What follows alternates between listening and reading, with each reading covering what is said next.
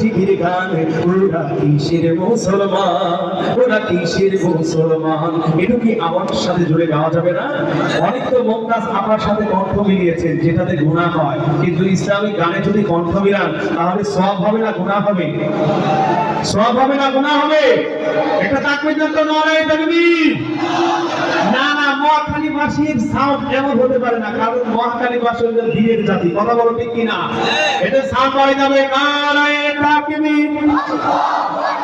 এই আল কোরআনের আলো, আল হাদিসের আলো, নারায়ে তাকবীর।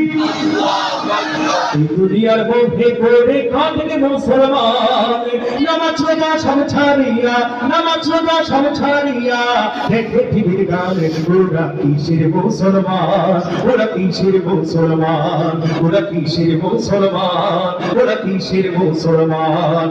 নামাজ পড়তে বললে বিয়ায় দেখায় নানা অজুহাত, মাথায় ব্যথা গাড়ি ব্যথা আবার দেখায় বিরাবাদ। কথা বলো ঠিক কিনা?